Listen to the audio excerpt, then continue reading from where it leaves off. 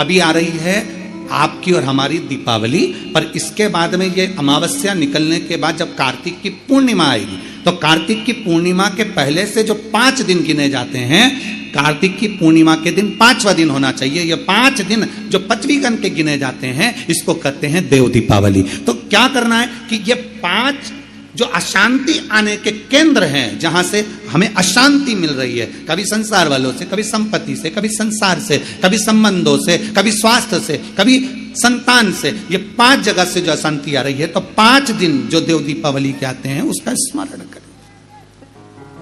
देव दीपावली के समय पर भगवान देव दीपावली के समय पर इसको साधने का प्रयास करें। देव दीपावली के जो 5 दिन हैं, उन 5 दिन में आप अपना क्रम, शंकर भगवान को जब जल चढ़ाने के लिए शिवालय की ओर जाओ, जाते हो रोज? सब लोग जाते हो? हर हर 5 दिन जो देव दीपावली के होते हैं, उन 5 दिन में शंकर भगवान को जब जल चढ़ाने के लिए जाओ, तो एक नियम ले लो कि 5 दिन में शंकर भगवान को जब जल चढ़ाने के लिए जाऊंगी, तो शिव जी को जल चढ़ाने के लिए लेकर जाऊंगी, उससे पहले मैं आंवले के वृक्ष के नीचे थोड़ा सा जल छोड़कर, बेलपत्री के वृक्ष के नीचे थोड़ा सा जल छोड़कर, पीपल के वृक्ष के नीचे थोड़ा सा जल छोड़कर, उसके बाद अशोक सुंदरी वाली जगह, अशोक सुंदरी की जगह सब जानते हो, अशोक सुंदरी वाली जगह पर जल छोड़कर, फिर गौरा पीठिका, पार्वती जी का हस्तकमल, उस पर जल छोड़कर, फिर भगवान शंकर के ऊपर मैं जल समर्पित करूंगी। जल चढ़ाने का मुख मेरा उत्तर का होगा, अर्थात आप दक्षिण में खड़े होगे, जल चढ़ाओगे तो उत्तर में बहकर जाएगा। 5 दिन अगर आपने ये 5 दिन का नियम धारण कर लिया शंकर को जल चढ़ाने का, तो ये निश्चित है 5 स्थान से जो हमें अशांति मिलती है, मन में पूरे वर्ष शांति बनी रहेगी, कभी क्लेश नहीं। संपत्ति से अशांति मतलब लक्ष्मी नहीं आ रही है, टेंशन बना हुआ है, कोई पैसा खाकर भग गया, कोई कुछ लेकर भग गया, कोई कुछ कर भग गया, उस शांति के लिए भी हमें आंवले का वृक्ष, बेलपत्र का वृक्ष, पीपल का वृक्ष, अशोक सुंदरी का स्थान, माता पार्वती जी की पीठिका अर्थात हस्तकमल, और फिर दक्षिण में खड़े होकर शंकर के शिवलिंग को जल चढ़ाना, उत्तर की ओर जल बहकर जाना, भगवान शंकर से अपने मन की कामना करना। 5 दिन कार्तिक के महीने में 5वीं गण में जो हम शंकर को जल चढ़ाते हैं, ये हमें भगवान शंकर की ऐसी कृपा होती है कि हमारे शिव की पंचायत के 5 देव हमारे 5 जगह से आने वाली अशांति को रोक देते हैं और हमें शांति प्रदान करते हैं, सुख प्रदान करते हैं। 5वीं गण के 5 दिन शिव पंचायत के 5 देव हमारे 5 जगह से आने वाली अशांति को रोकने का प्रयास कर देते, रोकने का प्रयास, सुख का अनुभव करा देते। और मैंने तेरे ही भरोसे बाबा, तेरे ही भरोसे हवा बिच उड़ती जावांगी, डोर हथो छड़ी नामे कटी जावांगी।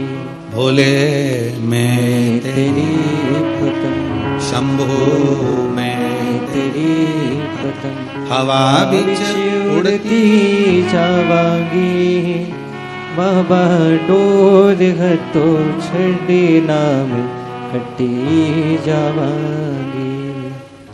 शिव तत्व कह रहा है, भगवान शंकर को रिझाने का एक तरीका यह है। नारायण लक्ष्मी को, नारायण को दे रहे हैं भगवान शिव, भगवान शंकर क्यों दे रहे हैं, उसका देने का कारण क्या है? क्योंकि नारायण के अंदर समर्पण है। दूसरे का दुख देखकर जो दुखी हो जाए, दूसरे का कष्ट देखकर जो दुखी हो जाए, दूसरे की तकलीफ देखकर जिसके अंदर दुख धारण हो जाए कि इसको ठीक तरीके से कुछ मिल जाए, वो नारायण कर सकते हैं। एक सुंदर चरित्र आता है शिव महापुराण में, एक बड़ा सुंदर चरित्र आता है। आप कार्तिक के महीने की ये सुंदर कथा का जो रसास्वादन कर रहे हैं, भगवान शिव की कथा का रसतत्व ग्रहण कर रहे हैं, दीपावली महापर्व को जो कुबेरेश्वर धाम की पवित्र भूमि पर श्रवण कर रहे हैं, एक सुंदर चरित्र आता है।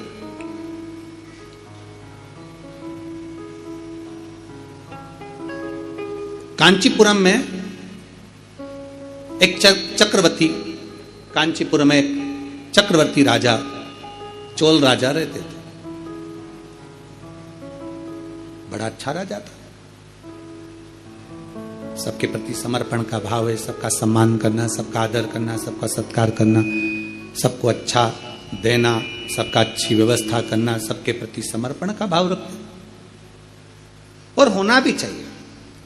राजा का एक अधिकार है कि अपने क्षेत्र में, जिस स्थान का, जिस क्षेत्र का राजा है, उस क्षेत्र में धर्म का प्रचार हो, यह राजा का सबसे बड़ा उद्देश्य होना चाहिए।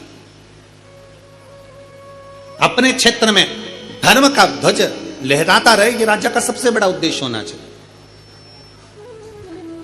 अब शास्त्र कह रहा है, चरित्र कर रहा है, शिव महापुराण का बड़ा सुंदर संवाद कर रहा है, शिव चर्चा कर रही है। एक सुंदर आनंद से कांचीपुर में चोल राजा रहते थे और चक्रवर्ती चोल राजा वहां निवास करते थे, जो आज भी चोल राज्य के नाम से प्रसिद्ध है। राजा जिस नगर में रहता, बड़े आनंद से शिवालयों की पूजन कराना, धर्म का कार्य करना, सत्कर्म करना, भगवत भजन करना, नाम स्मरण करना, नाम उच्चारण करना और संपूर्ण क्षेत्रवासियों के कल्याण की बात करना, चोल राजा का निवास। चोल राजा नारायण भगवान के भी उपासक थे और चोल राजा शिव के भी उपासक थे। ऐसा ही उस एक राज्य में, उस राज्य के अंतर्गत, जैसे चोल राजा भगवान नारायण की आराधना करते हैं, जैसे चोल राजा भगवान शिव की आराधना करते हैं, वहीं पर एक ब्राह्मण रहता था जिसका नाम था विष्णुदास, जिसका नाम विष्णुदास था।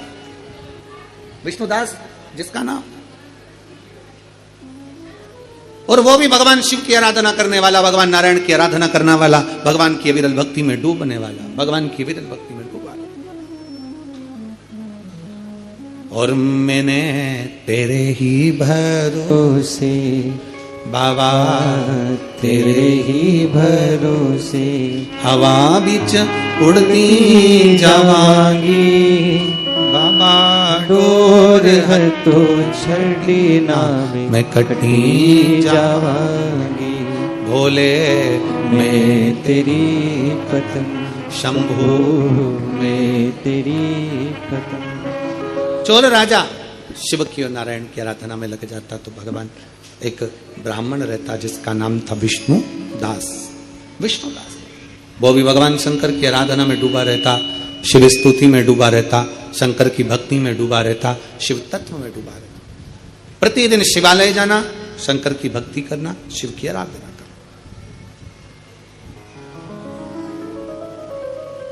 भगवान शंकर की अविरल भक्ति में डूब जाना और दिन प्रति भगवान शिव के नाम का स्मरण करना।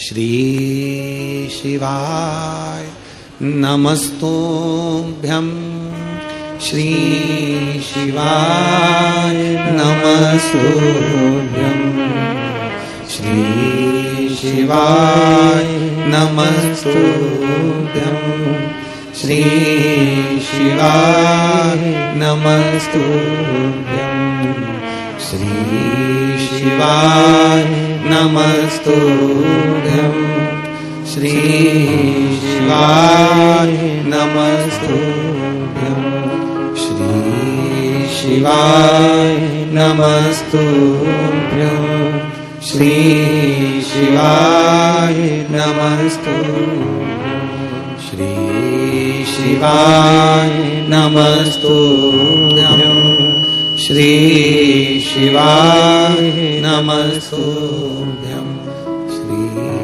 शिवाय नमस्तुभ्यं, श्री शिवाय नमस्तुभ्यं। विष्णुदास शिव की आराधना में डूबा रहता, शंकर की भक्ति में डूबा रहता। एक बार चोल राजा भगवान शंकर के मंदिर में आए और शिवजी के मंदिर में आकर, नारायण के मंदिर में आकर उन्होंने ढेर सारे हीरे जवाहरात मोती माणिक सब चढ़ा, सब कुछ समर्पित कर दिया। माता लक्ष्मी का पूजन करते हो दीपावली पर, ऐसा कोई घर नहीं, सनातन धर्म में ऐसा कोई घर नहीं जहां माता लक्ष्मी का पूजन नहीं होता दीपावली पर। 31 अक्टूबर को जब आप मां लक्ष्मी का पूजन करोगे, माता लक्ष्मी की जब पूजन करो, जैसी आपके यहां पूजन होती है, जैसे आपके पूर्वज करते आए, जैसे आपके घर के ब्राह्मण देवता, जैसे आपके नगर के ब्राह्मण देवता जिस भाव से पूजन कराते हो, ब्राह्मण पूजन कराने आते हो तो ठीक, ना आते हो तो आपके घर में आप स्वयं जैसे माता लक्ष्मी का पूजन करते हो वैसे करो। पर 2 दिन जो आपने धनतेरस पर जो सिक्का रखा है थाली में, वैसा की वैसा ही सिक्का आपने रूप 14 के दिन थाली में रखा है, वही की वही थाली दीपावली के दिन भी पूजन में जैसी आप पूजन जमाते हो वैसे की वैसे ही जमाओ, जैसे करते हो वैसे की वैसे ही करो। पर साथ में वो पूजन की थाली एक पाटे पर लाल वस्त्र बिछाकर चौक पूर कर बड़े प्रेम से अन्न का दाना रखकर वो थाली वापिस रखी। और दीपावली के दिन भी वैसी की वैसी ही पूजन करना है। आप अपनी पूजन जैसे करते हो वैसा करो, पर साथ में वही कंकु, चावल, रोली, मोली, हल्दी सब चढ़ाकर भगवान को बड़े प्रेम से जो सिक्के रखे हैं उन सिक्कों की पूजन वैसी की वैसी करना है जो 2 दिन से आप करते आ। बस इतना याद रखें कि दीपावली के दिन जो आप लक्ष्मी का पूजन करें उसमें लक्ष्मी जी के सीधे हाथ की ओर घी का अखंड दीप, लंबी बत्ती का, और लक्ष्मी जी के उल्टे हाथ की तरफ तेल का लंबी बाती का अखंड दीप जलाना। अखंड दीप माता लक्ष्मी का जलाना। लक्ष्मी जी के उल्टे हाथ पर काय का दिया आएगा? जम के बोलो, तेल का, लंबी बाती का, और सीधे हाथ पर काय का आएगा? घी का दिया। दोनों दीप अखंड जलाना है, जो रात्रि को जलें सुबह तक वो जलते रहें, ऐसा दीप पर ध्यान देना है। और माता लक्ष्मी की पूजन कर कर जो सिक्के आपने रखे हैं उस पर 5 या 7 कमलगट्टे, हल्दी की गठान, अमरबेल के टुकड़े। पर इस पूजन में आपको हरी मूंग, खड़ी जो मूंग आती है हरी, उसको भी थोड़ा सा समर्पित करना है, और खड़ा धना और गुड़ की थोड़ी सी डली ये भी समर्पित करना। जो कमल का पुष्प हो, जो पुष्प आपके पास में हो लाल कलर का, वो माता लक्ष्मी को समर्पित करना है। चावल सफेद नहीं, पीले कलर कर भगवान माता लक्ष्मी को समर्पित करना है। हल्दी और कुंकु माता लक्ष्मी को समर्पित करना है, और माँ को भोग लगाकर बड़े प्रेम से माता की आरती कर कर झोली पसार कर प्रणाम करना है। प्रणाम कर कर जब आप पूजन पूर्ण हो जाए, बड़े प्रेम से आनंद से आप लोग भोजन आदि सब करने के बाद में रात्रि का जो समय रहे, दीपावली की रात्रि का 11 बजे के बाद 11:30 से लेकर 12:30 के बीच में प्रयास करना कि किसी भी एक वृक्ष के नीचे, या तो पीपल या बेलपत्र या आंवला, किसी भी एक वृक्ष के नीचे रात्रि के समय पर जाकर एक दीप अवश्य लगाना घी का, और वापिस लौट कर आकर प्रयास करना कि कोई एक सिक्का, कोई भी 1 रुपया 2 रुपया, कोई भी घर में चारों तरफ घुमाने के बाद वो सिक्का अपनी अलमारी में, तिजोरी में या दुकान में जिसमें आप रख सकते हो उसको रखना। फिर अगले वर्ष आपसे बात करेंगे कि वो तिजोरी खाली तो नहीं हुई, बाबा ने भंडार भर कर रखा कि नहीं, उसने भरा कि ना भरा। प्रयास करें। लक्ष्मी पूजन का बस पूजन जैसे करते हो, आपके जैसे ब्राह्मण ने बता दिया, जैसे माता पिता ने बता दिया, जैसे पूर्वजों ने बता दिया, जैसे घर में करते आए हो वैसी की वैसी लक्ष्मी पूजन करो। ज्यादा ढोंग प्रपंच में नहीं पड़ना, किसी ने कहा ऐसा कर दो ना, किसी ने कहा वैसा कर दो ना। अपने आनंद के साथ आप लक्ष्मी की साधारण पूजन जैसे करते आए हो वैसी की वैसे करो। बस वो सिक्के की पूजन आपको 5 दिन तक करना है। तो दीपावली के दिन कौन सा दिन हो जाएगा? 3रा दिन पूर्ण हो जाएगा। फिर पड़वा के दिन का नियम, फिर दूज के दिन का नियम अभी अपन कथा में सुनेंगे। नियम से धारण कर कर माता लक्ष्मी का स्मरण करिए। और धीमा बजाओ भोलानाथ डमरू, धीमा बजाओ, धीमा बजाओ भोलानाथ डमरू, धीमा बजाओ, धीमा बजाओ भोलानाथ डमरू, धीमा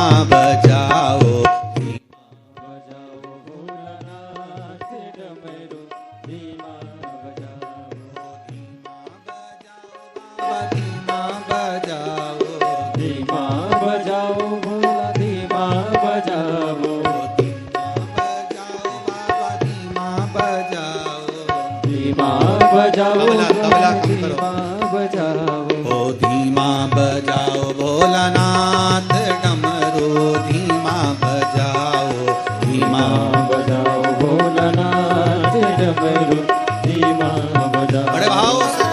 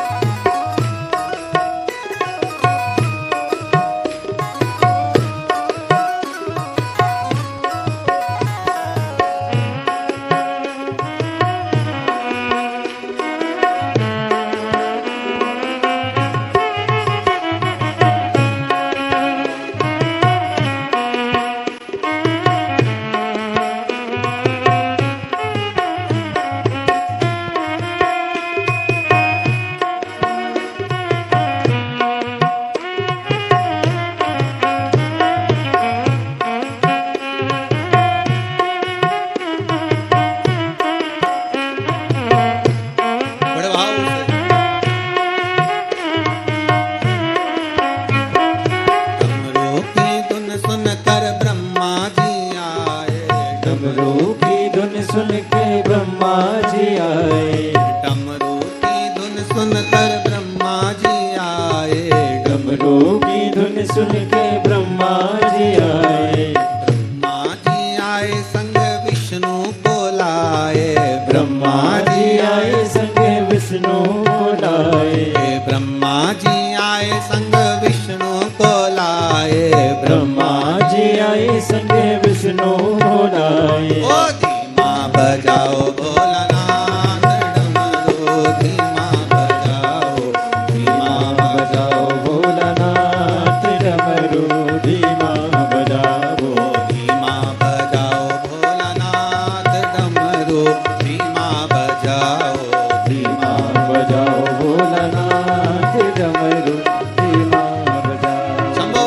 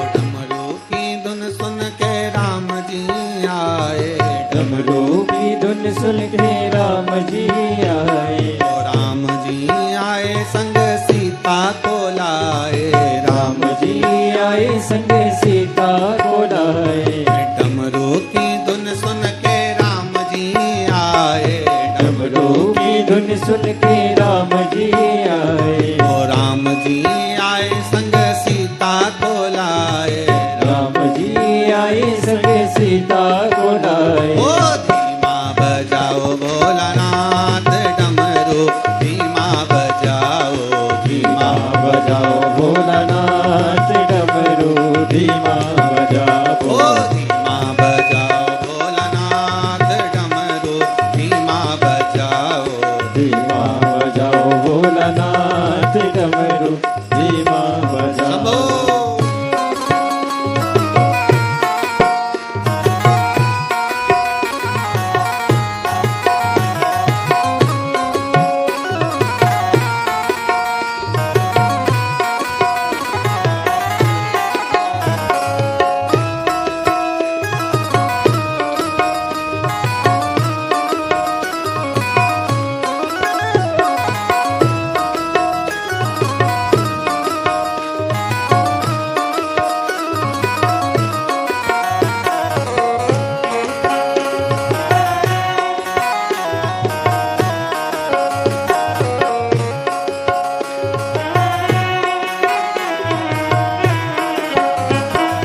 डमरू की धुन सुन के कान्हा जी आए, डमरू की धुन सुन के कान्हा जी आए, कान्हा जी आए संग राधा को लाए, कान्हा जी आए संग राधा को लाए, कान्हा जी आए संग राधा को लाए, कान्हा जी आए संग राधा को लाए। ओ